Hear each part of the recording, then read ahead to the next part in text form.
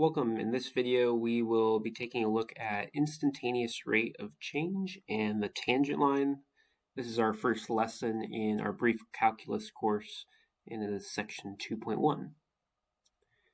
So overall, we can consider calculus as really a study of change. We're going to be studying really rates of change in this course to begin with.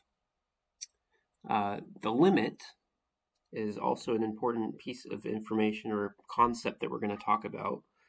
And it's going to be a tool that's going to help us think about rates of change in terms of an average rate of change, but also tackle this idea of instant rate of change. So let's think about just the foundations of average rate of change. This is an algebraic topic from college algebra. We have a definition of our average rate of change. The average rate of change of a function is given by the difference in our functional values, f of b minus f of a, divided by b minus a, where f of b and f of a are functional values, and a and b are specific inputs of our graph. So we can see that on our picture on the right. We have a graphical representation of what average rate of change looks like. The average rate of change of a function is really going to be representing the slope that is formed by the 2 points that it crosses. So when we think about average rate of change, we're really referring to the secant line slope between the points A and B. So there's a secant line, again, that passes through our function at those 2 points A and B, and that secant line slope is the average rate of change.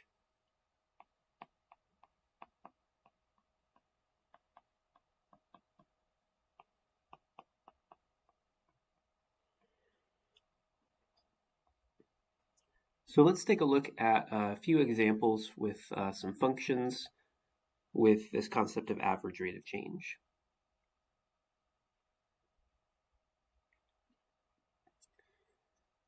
So we want to go and find the average rate of change of each of these functions over the given interval. So the first thing we could go out and find, again, our average rate of change formula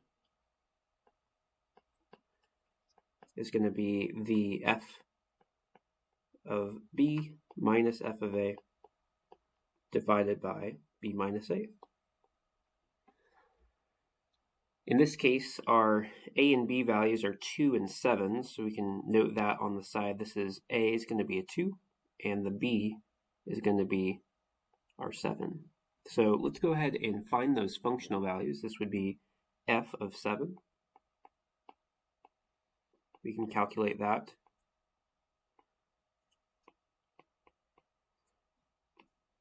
And when we do, we have 3 square root of 9, which is also a 3, which gives us 9 in total. So that's functional value is going to be 9 at the value 7.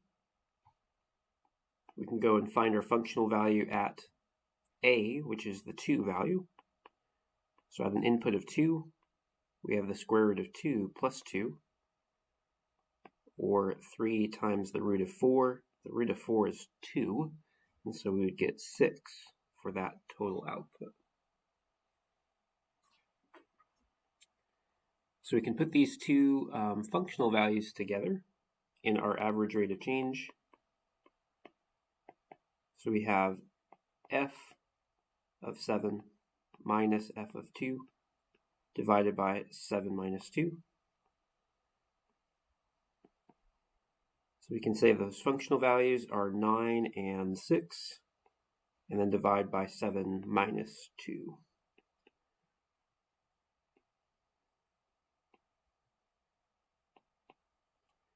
So when all said and done here, we have average rate of change, or what we'd say the secant line slope would be, is a 3/2 or 3/5 on that secant line slope there, 3/5. So this is our average rate of change, or again, we can say that's the secant line slope.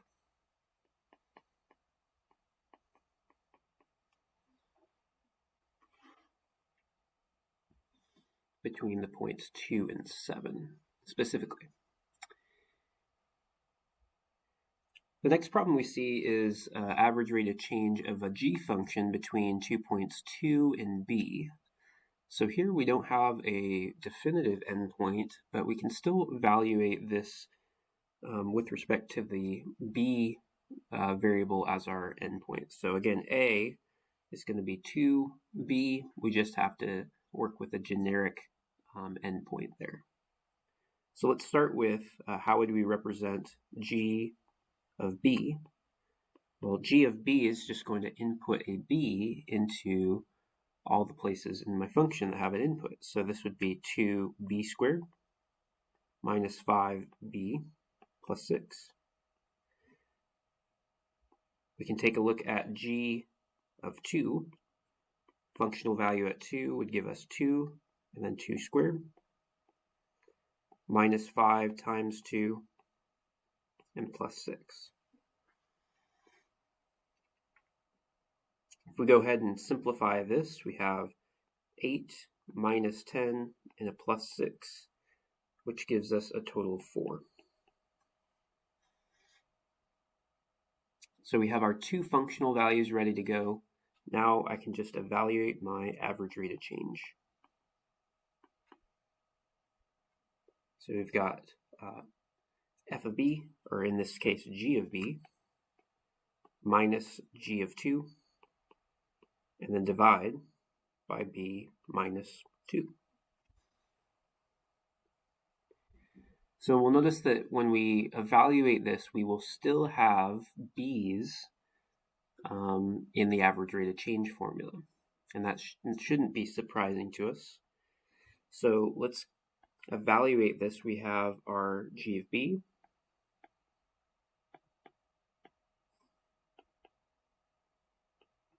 And we're going to subtract just 4. That's the functional value at g of 2.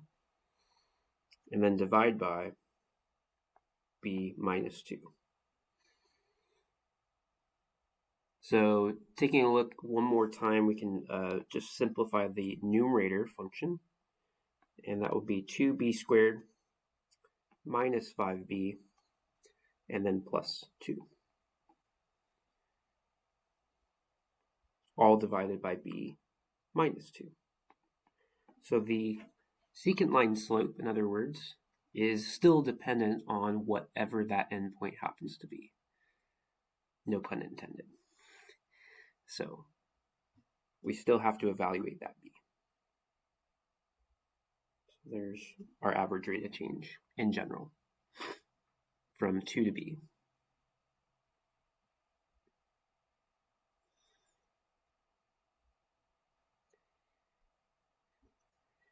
The next couple problems, we'll take a look at some applications to our average rate of change. So let's consider the following problem together. We have the following table lists the approximate value of the Standard & Poor's 500 stock market index during the period 2005 to 2011, where T represents years since 2000. What was the average rate of change in the S&P 500 over the 4-year period from 2006 to 2010? Interpret your results. So the first thing we want to identify here is what our units are working with. So our input unit here is in time, and that's years since 2000. So in other words, when we read this table, we can say that 5 really represents 2005, and 2006, 2007 for the next few inputs.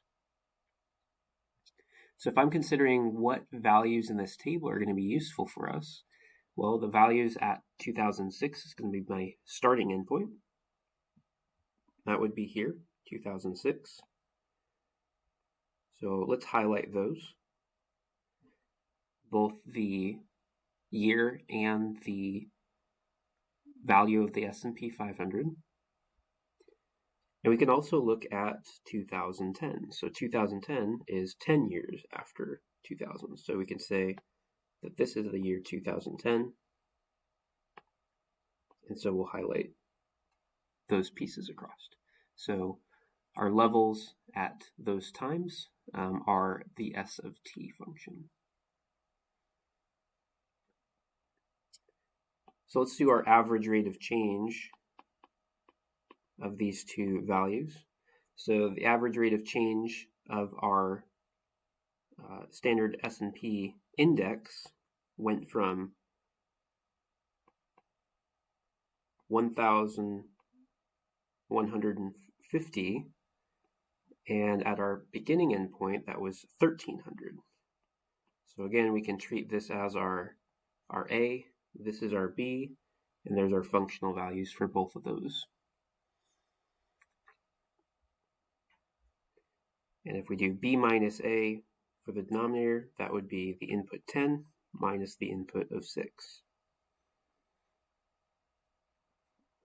So if I simplify this result here, we would have 150 divided by 4, which here we would have really a negative in the numerator. So make sure we have that as a negative 150. And then that would reduce down to negative 37.5. And again, we would consider this as a rate of change. So our units here, we could say are points per year. Points per year. So there's on average a decrease in the points per year on that index. So let's maybe summarize this with one statement. We could say that the S&P 500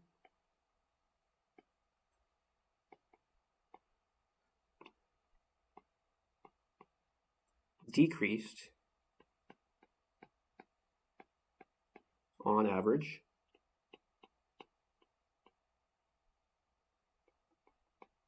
by 37.5 points per year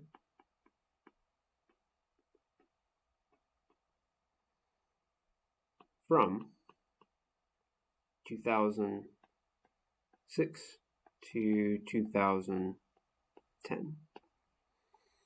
So the S&P 500 over that span decreased on average by 35.5 points per year.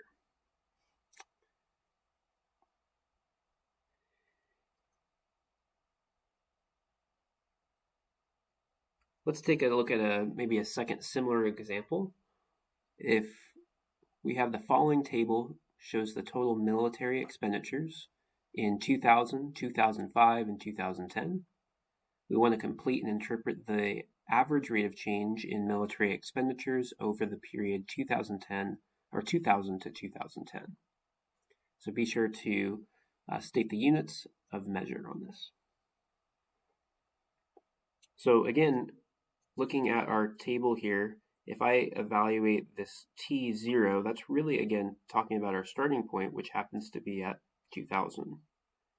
So we have the year 2000 represented, 2005 with the input of 5, and then 2010. So if I consider what values here in the table I'm actually going to be using, I'm really only going to be using the values at 0 and the value at 10. I actually can disregard that middle value because it's not going to affect the average rate of change from one endpoint to the other. So we could say that the average rate of change between 2010 and 2000 would be the expenditures from 2000 minus the expenditures from 2010 to 2000 minus the input of years, which would be 10 to 0.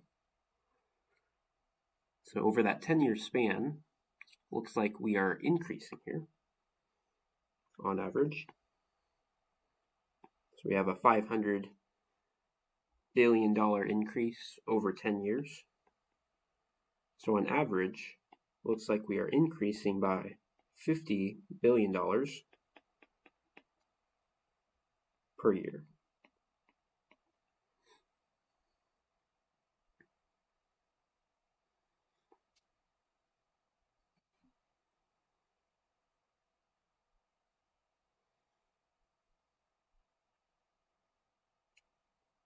Let's come on down to another example with average rate of change, and we're going to try to go ahead and move towards this idea of instant rate of change with this next example.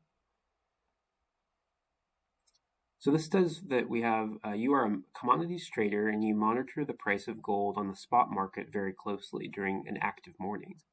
Suppose you find that the price of an ounce of gold can be approximated by the function g of t, where t is measured in hours since 12 a.m.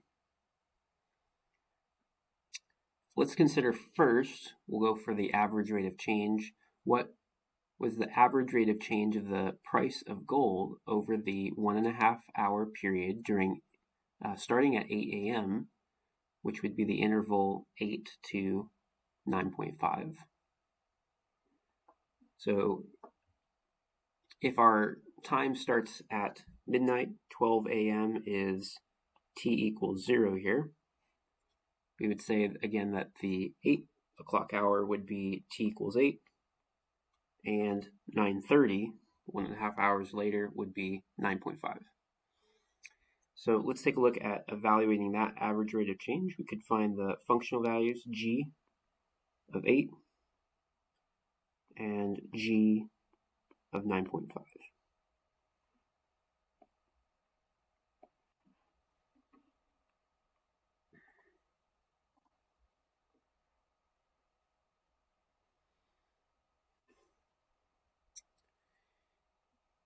So if we evaluate 8, we have 5 times 8 squared minus 85 times 8, then plus our constant.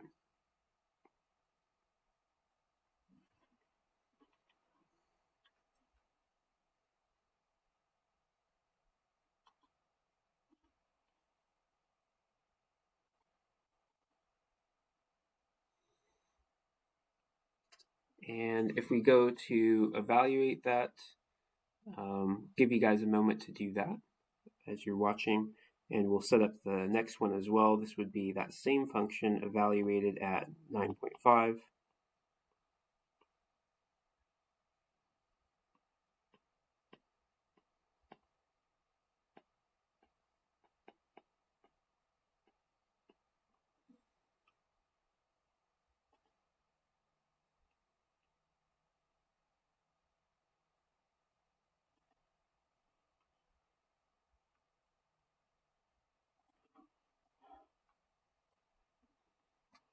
And if we take a look at the solutions, we can go out ahead and evaluate these. We would go out and find these as the following. If you go for g of 8, putting in your calculator, you will find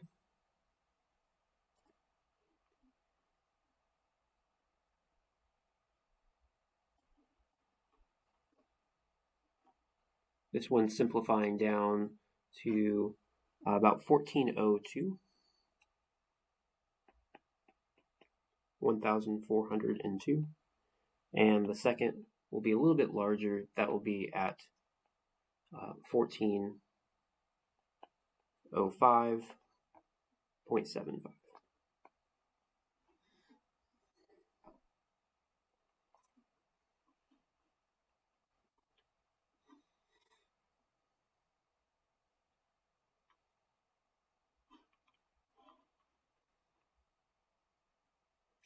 So if I'm going for average rate of change here to finish up,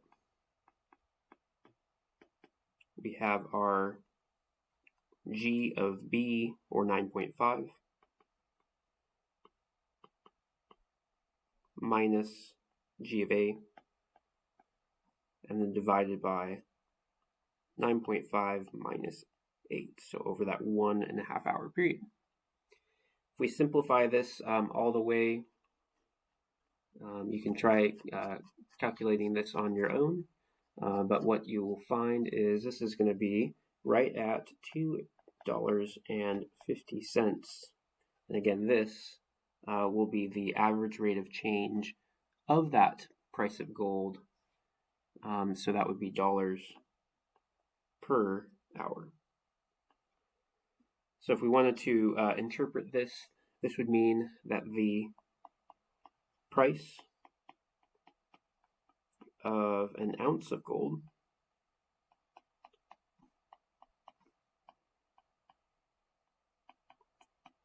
is increasing on average by $2.50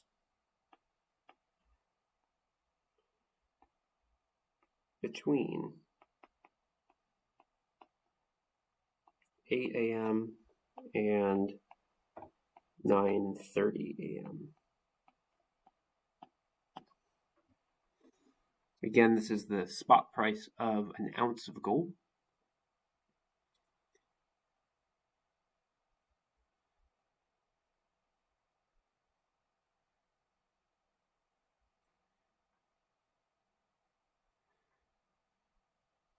All right, so let's kind of take a look at maybe answering a question that's a little more specific to instant rate of change. So next we would like to go out and think about what if we got closer and closer to this time of 8 o'clock. Eventually, I'd like to kind of think and consider what would be the price or the change in price at 8 o'clock. And what do these, again, these solutions tell us about the price of gold at 8 o'clock specifically? What does it tell us about the rate of change of the price? So let's consider each of these individual intervals, and I'll do a bit of the algebra to kind of move us along here. But if I wanted to consider the average rate of change in these intervals, I'll start with the first one. This would be at G from 8.1 to 8. We'd want to set up our average rate of change over this smaller interval from 8.1 to 8, or 8 to 8.1. If we evaluate this function at 8.1, we have really the information for everything else. If we evaluate the function at 8.1, we get 1401.55. We already know the solution for G of 8 that we have from the beginning. That was 1402. And we're going over really a 0.1 unit interval. If I evaluate this, I'll get approximately a change of 4.5 or 450 per hour.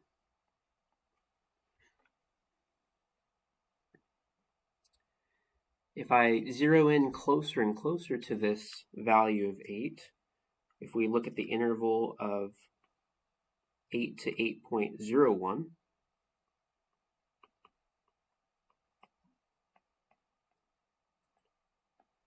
this would be, in other words, just a 0.01 hour interval. So getting very close to 8, but not exactly on 8, because we can't have average rate of change without actual 2 points.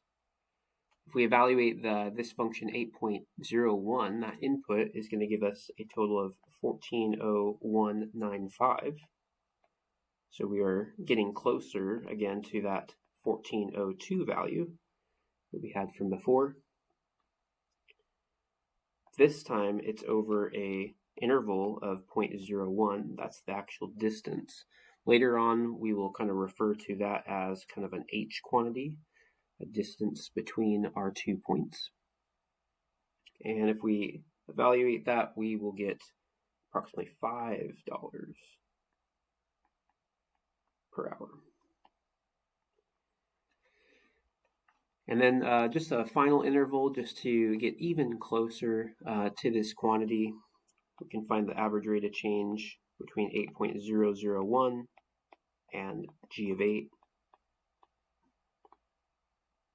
And that would be over, again, an interval really of 0.01.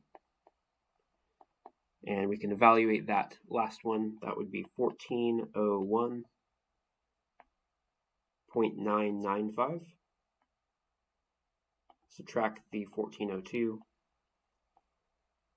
And that's over, again, a 0.001 length of interval, which again here is going to be approximately the same. It's about $5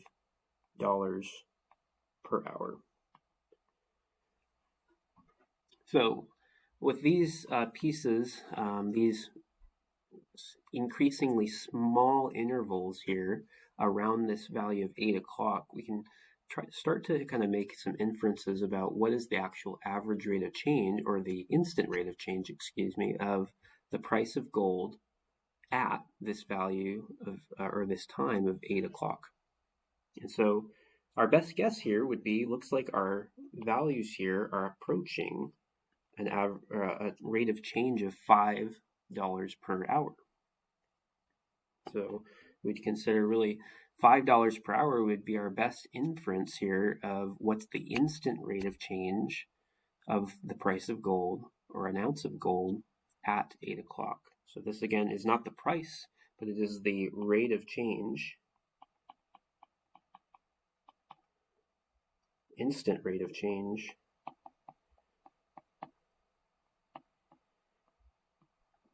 of the price of gold.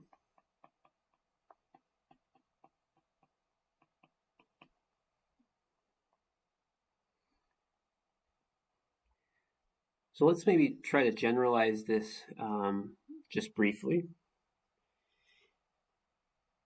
One way we can kind of write each of those average rate of change formulas in general would be to consider, again, the space between our interval as this quantity h. Again, h is really the distance between our points, or the distance of our interval.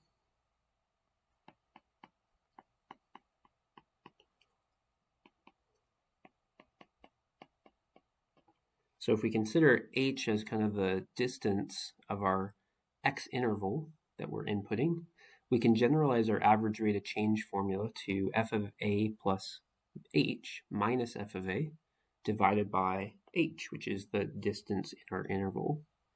So just to go back to our last problem there, we could say that the a value, the starting point, was 8, and the h value, the distance between my starting point and end point, was 0.001.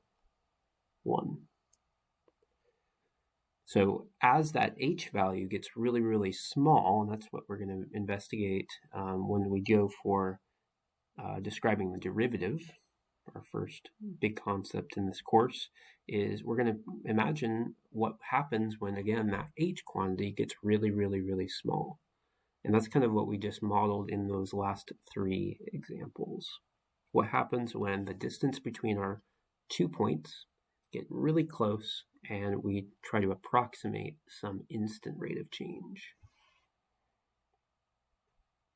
So this brings us to kind of the concept of a tangent line. We've talked about the idea of a secant line with average rate of change. Now let's kind of shift our attention to the idea of a tangent line slope.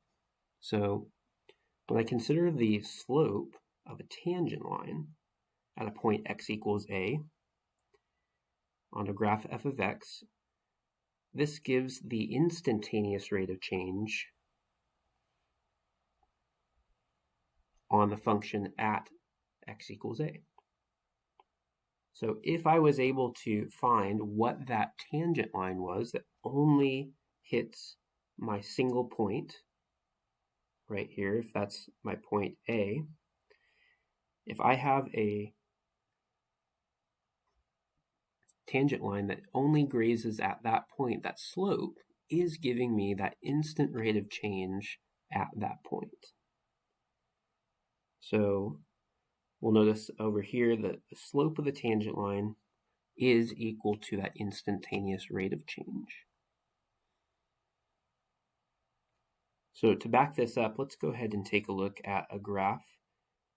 This is a graph of a parabola. If we wanted to consider finding the tangent line slope at the point x equals 4 for this function, let's view the graph and consider how we would find that. If I wanted the tangent line slope, well, first let's think about maybe drawing in what we would think is a tangent line. Again, a tangent line hits only that singular point and grazes off and back out. So if I was to draw a tangent line carefully here, just hits that point and comes and grazes off. So in other words, we're measuring really the slope at that singular point. If we were to try to pick out what is the actual slope at that point. And the way we've drawn it here, at least, gives us a pretty good idea. If I consider the slope of this line that I've created here, looks like I go 1 unit in my x, and I go 2 units in my y. So it looks like that's a slope of 2. So I would consider my tangent slope, we could call that m tan. The tangent line slope is equal to 2 units, 2 over 1. And so another way we could say this is the instantaneous rate of change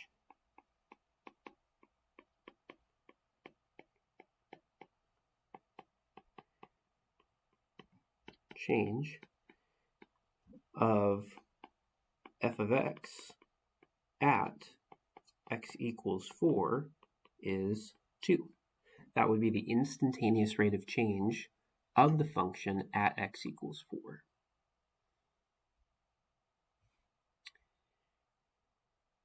Another question that we could ask here that's going to be important for us later on is, where will the function have a horizontal tangent line? So when I consider a horizontal line, a horizontal tangent line, well, this is actually going to be coming where we have what we would maybe call maximums or minimums on our function. So if I was to pinpoint where do I have a horizontal tangent, I could come down here to this minimum value and consider if I just hit that minimum value, I would have some horizontal line going right there. That would be, in other words, where the tangent slope, so m tan, was equal to 0. That's another way to think about a horizontal tangent, is where is my tangent slope equal to 0? And that would be here at the point 3, 1. So we could say at the point x equals 3, or that happens specifically at 3, 1.